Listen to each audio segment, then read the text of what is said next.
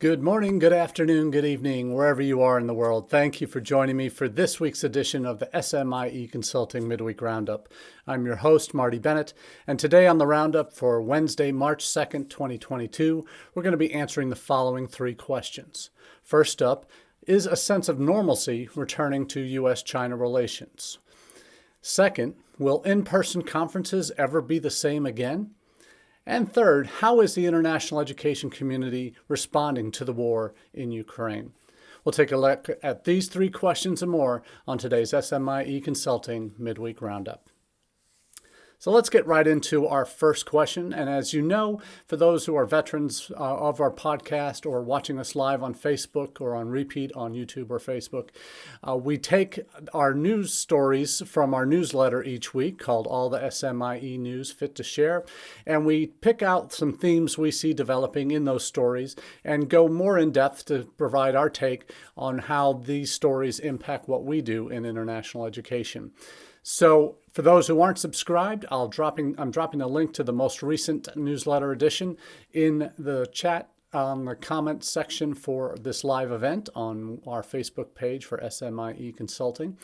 But we'll also, for those that would like to subscribe, if you haven't already, you can go to smieconsulting.org/subscribe and add your details in to get onto the mailing list for that. It'll come out Mondays at 9 a.m. Eastern in your inbox, and then you have the opportunity to figure out what we might be covering on Wednesdays during this roundup each week.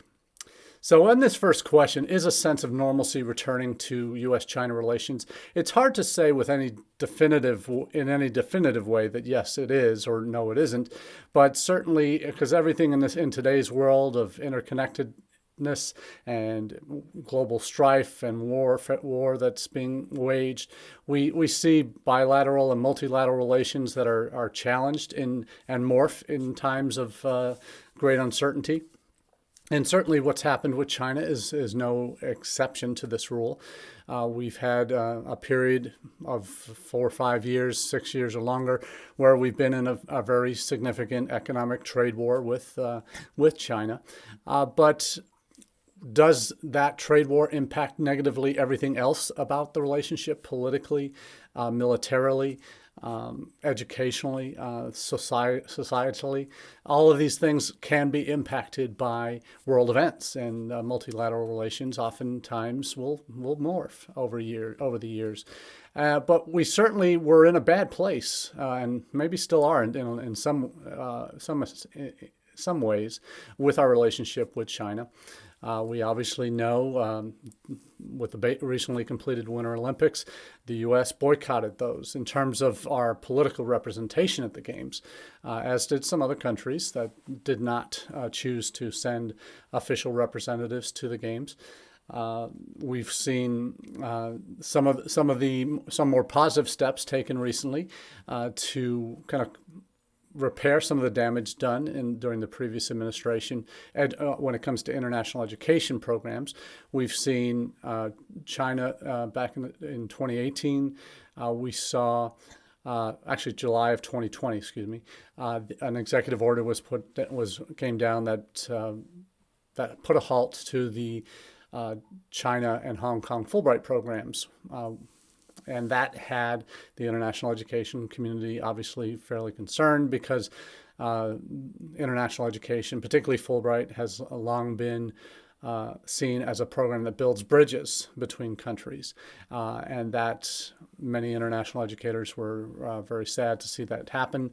This was at a time in the last days of the Trump administration that was kind of a culmination of a lot of anti-China policies that were put in place, at least economically, and this was seen kind of a knock-on effect from the China initiative that the Trump administration started to kind of look into spying concerns for Chinese researchers and students coming to the United States and stealing technology.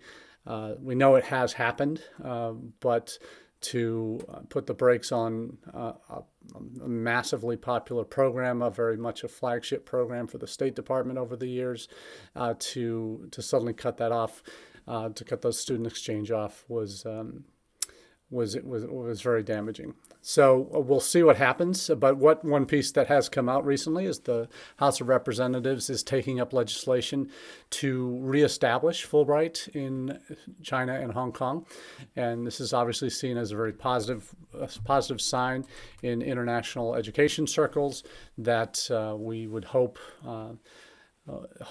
starts to rebuild some of the bridges that had been burned over the years, over the most recent years, with between U.S. and Chinese political operations and policies. We hope that this does turn into something much more as a sign of positive things to come. So Fulbright obviously is a as we've talked about, is a very important symbol of U.S. and multilateral relations with countries around the world. I've talked in the past about Education USA. That's the State Department's network of overseas advising centers around the world. It's a loose confederation of different hosting organizations that where these advisors that help students who don't have help in their own schools, which is the greater majority of schools around the world, for finding U.S. college options or even just having a college counselor. But these advisors are housed in embassies, they're housed in universities, binational centers, other NGOs, American councils, Almed East. But Fulbright is has been one of the major homes for Education USA around the world, and Fulbright Commission offices, particularly in Latin America, throughout Europe, and a number of other locations around the world. So to see this program coming back, to see it, particularly State Department potentially green lighting. Well, it's not really they're their operator for the program, but some of the NGOs like IIE and others that actually do the student selection, that type of thing. There may be new requirements put on them in terms of vetting for some of the concerns related to what the Trump administration rightly did point out, this civil military fusion strategy that the Chinese government has to try and embed in U.S. institutions students and scholars that can potentially retrieve intellectual property to bring it back to China, and that was one of the major concerns of the launch of the Trump initiative. What was happening, and there were restrictions placed on visas being issued to students who had connections to this civil military fusion strategy of institutions in China. So we'll see what happens with this, but it's certainly a positive one, and we'll certainly keep you posted on other developments. But as part of this, not just the potential reestablishment of Fulbright with China and Hong Kong, you also have the news story this past week that the Justice Department has formally dropped the China Initiative as a program of seeking out cases related to espionage related to China, and that is certainly something that the question that was raised apparently related to this was related to the China Initiative and why it was dropped. The key, and this is a quote from Assistant Attorney General Matthew Olson in a speech given on Wednesday last week. The key question was whether this framework still best serves the strategic needs and priorities of the department. While I remain focused on the evolving significant threat that the government of China poses, I've concluded that this initiative is not the right approach. So certainly it caused some significant bad will within the Chinese and Chinese American community in the United States, feeling that Chinese scholars and Chinese heritage scholars were being targeted by this initiative, kind of guilty until proven innocent type of an approach. And that had left some significant marks and strains on scholars and students from China that were involved in these cases that were brought. Many have been dismissed, and those that went to trial have really experienced mixed results. And the most high profile one with Well, the Harvard professor really didn't involve anything related to espionage or anything like that. It's a guy who cheated on his taxes basically and wasn't honest with the feds on his relationships, financial relationships in particular with Chinese Thousand Talents program and the university he was working for. But you see in this move, it's a symbolic move in a lot of ways because there'll still be cases pursued if there's evidence, and instead of having something of a, what, for lack of a better term, a witch hunt that might have been improperly targeting Chinese professors and Chinese American professors, many of which have had their cases dismissed, and a couple of these professors are now seeking reparations, really, because the damage that's been done to them by the administration's approach, with the cases now being dismissed, their reputations have been sullied over the last 2, 3, 4 years that these cases have been making their way through the courts.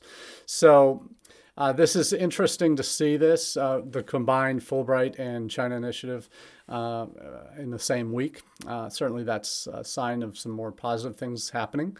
Of course, these stories were all happening immediately before what has transpired in the Ukraine beginning last Thursday. And as most prognosticators in the United States on the political side and abroad were saying that the invasion of Russia was coming, it certainly has deflected attention away from China and as a pariah to now a very strong focus on Russia. And we'll talk more about that in our third question of the day. But normalcy for U.S.-China relationships in a relative world compared to what's happening now with Russia, obviously, it's a much more normal setting than it ever was before. But you have concerns over what China's intentions are related to Taiwan, seeing what Russia's been able to do in the Ukraine, not in the Ukraine. I have to stop doing that. It's not the Ukraine. It's just Ukraine. There are obvious concerns that China. They've always said that Taiwan's a part of China, but what will they do to make that a reality and by militarily taking it over? Will that ever happen? Are tensions heightened because of what Russia's doing in Ukraine? Maybe, maybe not. But Russia and China have certainly deepened their relationship in the vacuum that's been created by the U.S. stepping out of constructive engagement with China on a lot of issues in recent years. So that has brought Russia and China closer together as kind of the authoritarian superpowers in the world. And that's potentially a relationship that needs to be watched. And we'll talk more about that in future editions of the Roundup, I'm sure. Now on to a little bit brighter conversation, and that is related to in-person conferences. There was a recent article last week, actually a couple weeks ago now, in the Chronicle that says the academic conference will never be the same again. It's an opinion piece from someone who, on the academic side, and it is, again, titled The Academic Conference Will Never Be the Same. And it's based on her reflections attending an in-person event that in light of the COVID restrictions being released or removed in a lot of different cities around the country and around the world, that starting to see more in-person events happening again. But the question is, can it compete with the convenience of our computer screens? Now, I will say that there is some merit in what the author of this piece has said. She's referring to a recent MLA event, Modern Language Association, so an academic meeting. Their national association had an event at the Marriott Marquis in Washington, D.C. That normally has thousands of people attend, but the attendance was down considerably. That in the exhibit hall in particular, there was mostly vacant meeting space. You think that this would not be the case, but it clearly was still an issue. the conference fees, and we know this in international education, the money that for a lot of these associations, their annual conferences are their annual moneymakers. That's how they fund a lot of their activities throughout the rest of the year, through exhibit halls, registration fees, all of the lot. So the question is, related to this is, and for example, we know in international ed, NAFSA, the kind of the largest international education organization, conferences pre-pandemic were attracting 10,000 people or more from around the world to talk about international education issues, to have exhibitors, and which includes service providers, but it also includes a consortium from around the world. Universities from different countries would have their whole sway of booths that they would have available for prospective clients to connect with, and that in international ed circles is so important. Those opportunities to connect with your partner universities, with your folks you've been working with on digital programs or online initiatives, now getting to reinforce those relationships in person instead of just seeing everybody on Zoom. And that's been, last 2 years, has been predominantly what we've all experienced. And I think perhaps for academic conferences where the interaction with colleagues is certainly great, but it's not the prime reason you go to those things. It's sharing expertise. It's picking up knowledge that you need to help you do your jobs better. That still happens. That happens in what many of these hybrid conferences have become, where there's a significant online element to it, where sessions and are offered online to broaden the scope of folks who can access the information and participate in discussions. Online certainly provides that outlet. I've seen when it comes to international ed, for my business, my consulting business, I noticed a switch when I left the institutional side, started working for Education USA, how important those one-on-ones we were able to have with individuals from the higher ed side or advisors. Just having that opportunity to meet in person was so fulfilling in a way that the connections with those people that you've been dealing with over email or over virtual meetings, whatever, you finally get a chance to connect with them in person. That has so much value professionally, psychologically, emotionally, it really fuels me, at least, and in a way that I can't get at virtual conferences. And from a selfish perspective, since I've been running my consulting business, the opportunities I need to cement relationships, to explore new opportunities, to walk around the exhibit hall. I spent, for the last few NAFSAs before COVID, I would spend 90% of my time in the exhibit hall meeting, having appointments with folks that we use the exhibit hall as a meeting place, but meeting with current folks that I'm working with on projects, to start talking about new projects with new vendors or service providers, to look at new university partnerships that potentially I could be expanding my work with them. So professionally, I wouldn't get that opportunity in a productive and realistic way in a virtual event or even a hybrid event if the folks that I need to meet with aren't there. So the real value for me, and I saw this at an event in December, a smaller international ed event in Miami at the ARC conference, the opportunity to interact again, almost the novelty of being able to interact with folks again after 2 years in person was significant, but certainly renewed some strong relationships, helped spark some new ones into life, and gave me opportunities to explore what else was going on in the profession that was different, that was new, that was potentially something that could be leveraged down the road. And certainly when I think about other conferences, I know last week in New Orleans had the AIEA conference for SIOs. There were about 500 attendees there. They have, I think pre-pandemic, they were closer to 1,000 at registrants, so there's potentially still some issues with folks being able to travel from overseas to the event. And we'll really see the fruit of that, I think, when it comes to NAFSA, what that will look like in Denver at the end of May.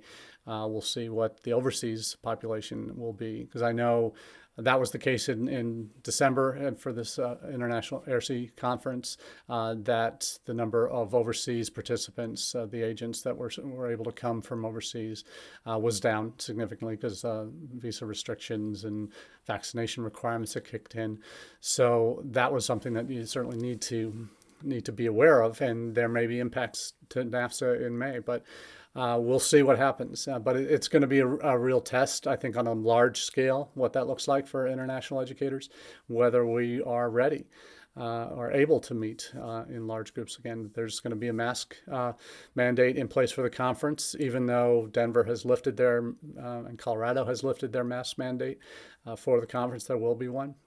Vaccinations are going to be required, that type of thing. So all of that's going to be an interesting test to see where we are, certainly on a macro scale for international education. But I certainly see in-person international ed conferences returning to probably not their full luster, but certainly in May we'll see a good percentage of whether or not that's even going to be possible again for the next year or two.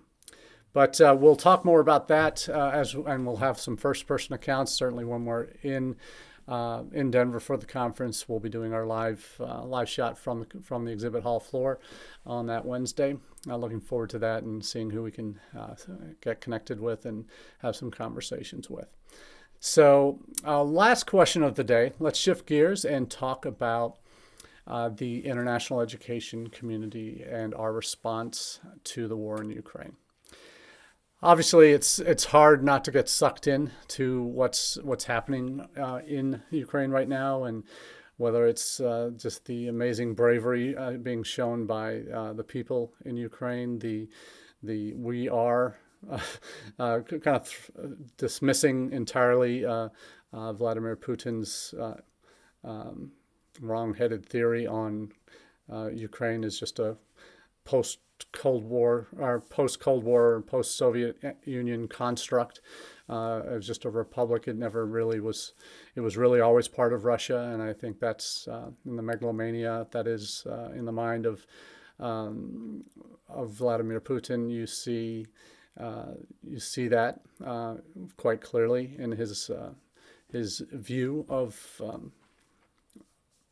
of Ukraine. This goes back to 2014 with the annexation of Crimea, invasion and annexation of Crimea, as well as the Donbass region in eastern Ukraine that has been undergoing basically a civil war there since 2014 as well. So this isn't new for Putin, but certainly in terms of his approach to and his view on the collapse of the Soviet Union and his regrets that he wasn't around to impact how those decisions were made. He certainly didn't agree with where it went, how it went, but certainly he's imposing his worldview now on anybody who will listen. He's isolated himself in a number of ways, in very real and physical ways, certainly during COVID. He's someone who doesn't use a cell phone, who anytime you see him in a meeting room, he's at one end of a 20, 30-foot table with the people he's talking to. He cuts himself off from the world in very real ways in terms of his information sources. But he also is, through his actions, he has isolated himself even further.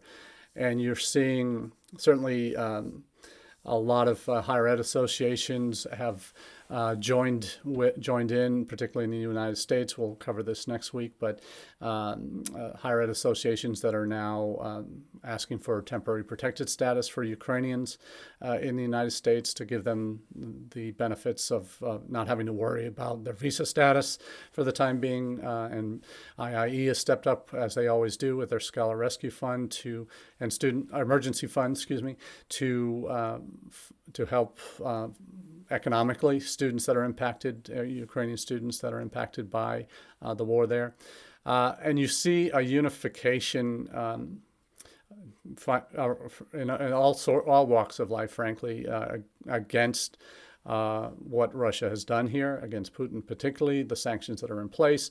You have neutral countries like Sweden and Switzerland jumping in on all the sanctions and the banking restrictions and freezing assets and all of that, closing airspace. Putin has overstepped clearly, and he's being punished for it. And in effect, the Russian people are being going to be damaged by this. The Russian economy certainly will be. And there is pressure that needs to be brought to bear on Russia to stop what they're doing. And what that final straw will be, we don't know yet. But early days certainly show the unanimity within the international ed community to stand up and say, this is wrong. We're not going to support what's going on. Not going to support what Russia's doing. We are going to stand up for freedom of travel, freedom of education for students, and support those that are impacted by this. We have seen associations, AirSea, others have come out in the U.S. with statements about what's happened in Ukraine, and institutional, organizational positions are being made clear. But we also see reluctance in some countries to kind of take that step, even though we've seen the International Olympic Committee making recommendations to ban Russians from participating. They already had a very spotty track record for participation with all the doping issues that they've had, and they're not being able to compete as Russia, just the Russian Olympic Committee. Really a farce, and frankly, you don't want to punish the individual athletes, but hey, all of their athletes, but they're part of a system that is inherently corrupt in some ways when it comes to competition, and we see some of that corruption making its way to the top of the food chain in Russia. So you've seen FIFA and UEFA in soccer, world football, ban Russian teams indefinitely from participation in their competitions. That has implications in a World Cup year. There's still some World Cup playoffs positions to be sorted out. So there's a lot of, frankly, global support for punishing Russia here. And how the international ed community has responded to this, we've seen the statements, as I mentioned earlier. We've heard some stories from students that are trying to escape, that have been stuck in Ukraine. There are 76,000 international students as of 2020 were studying in Ukraine. There's a PI News article about Nigerian students that make up 5.5% of the number of international students there that were having trouble getting out, that were experiencing issues. And we've heard in other areas these same students were experiencing issues at the border, where they were being kind of beaten back and said, go to the end of the line. Because they weren't Ukrainian women and children trying to leave, so they were told you have to go to the end of the line. Instead of being just let through. So you've seen the unfortunate circumstance we found out late last week of an Indian student who was studying abroad in Italy, or in Ukraine, had died during some bombings there. So it's a very sad situation. Obviously, there'll be more stories like this, but I think international education certainly. I've not seen a unanimity of opinion on the sector, within the sector, as strong as I've seen it with this, where it's clear that Ukraine has been invaded. It's clear that the pretexts for invasion were bogus and completely unbelievable in the world community. Other than a few stragglers like Belarus that might be holding on to Russia's coattails as long as they can until they become even more tainted than they already are by the Putin's brush. But you see the attack has largely been condemned by the international community. I know there are some colleagues who, particularly in the UK, that are a bit up in arms that more universities, very few have actually made any statements related to this, particularly to their own, looking at their own Russia ties. We've seen in the United States, MIT has cut all ties with a Russian institution that actually helped get off the ground. They're cutting off that. We've seen even U.S. energy companies cutting ties with Russian investments on a lot of different levels. Companies worldwide. Apple stopped production of any service in Russia as well. So you see this really as almost a universal condemnation of what Russia's done, and a universal support for peace, frankly, in Ukraine and globally as well. But Ukrainian courage, exemplified by their army, by the volunteers, the folks in Ukraine, in Kiev, I should say, that are were signing up to join the armed forces. They're actually preventing males from leaving the country between fighting age 18 and 60. But you see people willingly taking up arms. That the government was giving away AK-47s to anyone who wanted them, to help defend and prepare to fight in the streets against the Russian invaders.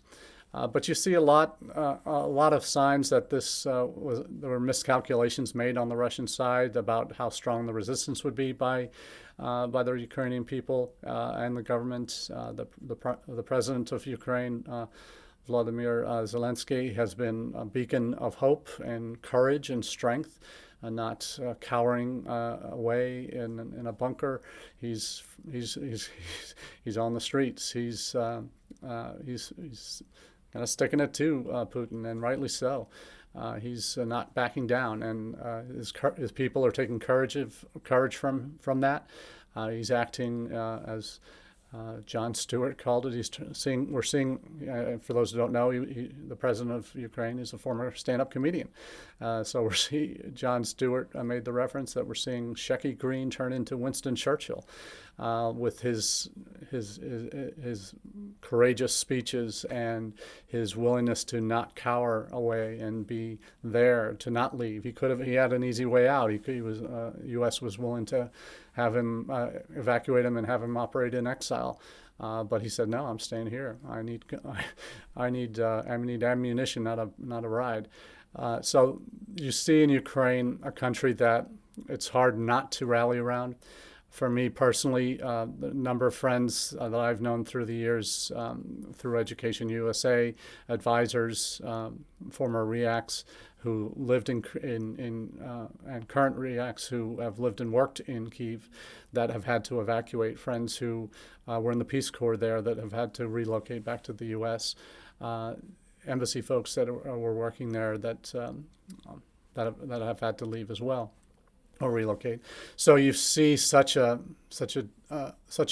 universal support for the people of Ukraine, for what's going on there, and I think the international ed sector is well placed to be a voice, to add their voice to the calls for an end to the violence there, as they should. So, sad topic to end on today, but certainly one that needed touching on, and I'm sure there'll be more conversations related to this and other topics like it in the weeks and months to come. So until next time, we wish you the very best and have a good rest of your week. Cheers.